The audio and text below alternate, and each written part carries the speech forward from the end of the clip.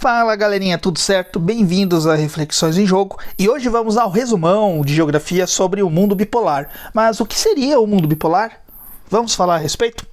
Com o fim da Segunda Guerra Mundial, a derrota dos países da Tríplice Aliança e a extinção do exército nazista, o mundo passou por uma reestruturação econômica, social e política sem precedentes. A maior parte dos territórios europeus, para você se ter uma ideia, ela encontrava-se destruída e o salto final do conflito mundial foi de certa destruição em massa, principalmente nos países europeus.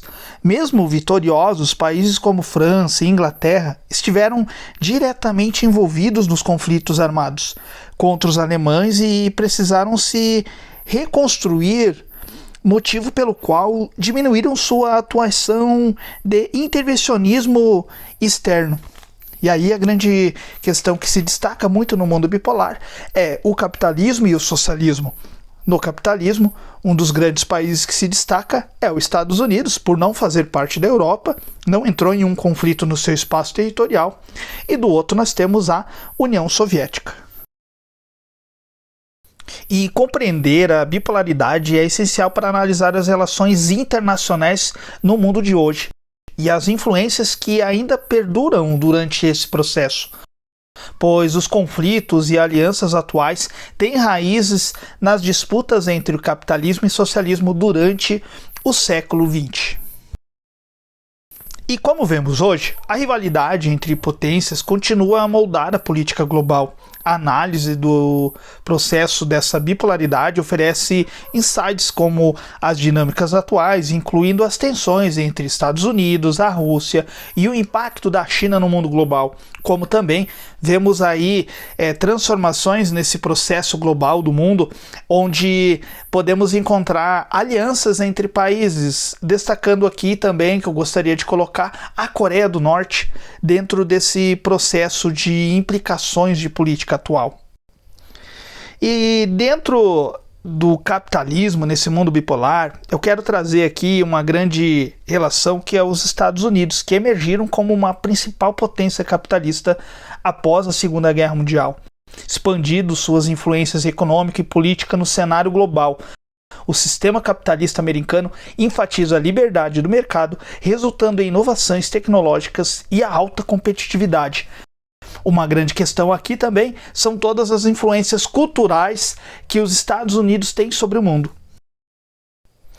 E no capitalismo, os meios de produção é o destaque sobre a propriedade privada de indivíduos ou empresas, e a produção visa o lucro. A classe que detém os meios de produção, a burguesia, contrata trabalhadores em troca de um salário, mas os lucros do trabalho vão para os donos do capital, que vão investindo em novas empresas ou em bancos internacionais. Mas o que faz um trabalhador ganhar mais é empreender o seu dinheiro, investir o seu dinheiro fora ou investir em si mesmo, concursos, faculdades, entre outros, ou subir de hierarquia, que é crescer profissionalmente. São uma das questões que faz com que no capitalismo você possa obter lucro em cima dos seus resultados pessoais. E dentro das disputas por influência do capitalismo, note-se aqui no mapa as influências que o capitalismo tem na Guerra Fria. Todas a parte em verde do mapa são seguidores do capitalismo. E agora vamos falar um pouco do socialismo. E quando falamos do socialismo, o gigante socialista é a União Soviética, que foi o principal paradigma dentro do processo socialista. Seu modelo de governo era baseado na coletivização e propriedade estatal, promovendo uma economia planejada e centralizada no governo, que gerou tantos avanços como sérios desafios econômicos. E logo nessa imagem a gente vê o modelo de produção socialista, que tem como principal característica a eliminação da propriedade privada, tanto da empresa, não existe o burguês, como também promovendo a coletividade.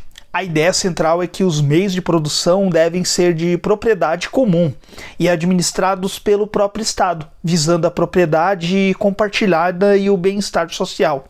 Lá na produção capitalista, nós observávamos que o lucro ele fica para o burguês, o dono da empresa.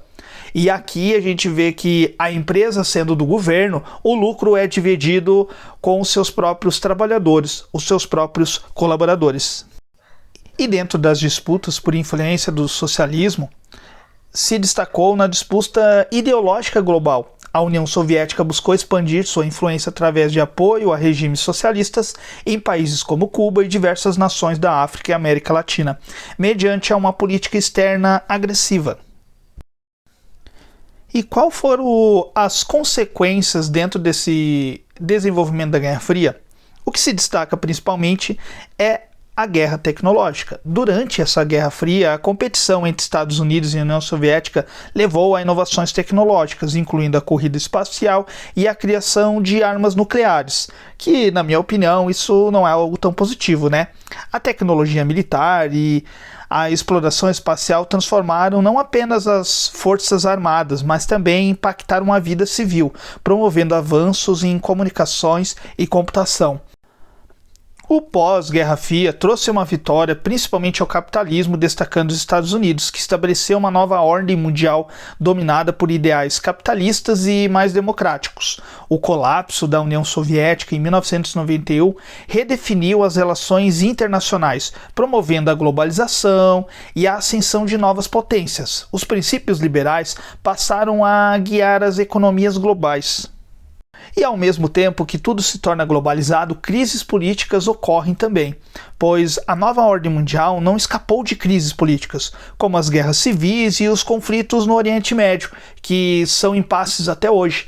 Tais crises evidenciaram os desafios de implementar a democracia e a liberdade em sociedades pós-comunistas e destacaram a resistência de influências ocidentais, resultando em tensões geopolíticas persistentes até os dias de hoje. E por questão de curiosidade, a gente tem ainda países que sofrem sanções internacionais, não conseguem comercializar, são países mais extremos, países fechados, onde ocorrem conflitos até os dias de hoje. E dentro desse processo que eu trouxe de resumo para vocês, saiba que no ano de 2025, esse sistema geopolítico ele está muito dinâmico. Ou seja, nós ainda temos o conflito da Ucrânia contra a Rússia, não sabemos de que maneira isso pode acabar, como assim também temos os conflitos no Oriente Médio, que não chegamos a nenhuma conclusão final. Também temos o grande expansionismo chinês no mundo global. Também tivemos uma mudança dentro dos Estados Unidos com um novo presidente e também temos aí depoimentos muito acalorados de grandes líderes dentro desse mundo global. Ou seja, essa multiculturalidade dentro do sistema capitalista faz com que dentro do sistema geopolítico ainda não temos uma definição para poder bater o martelo e dizer as coisas ficarão assim por um bom período. Espero que tenha gostado do vídeo. Clica, comenta, compartilha e até mais. Valeu!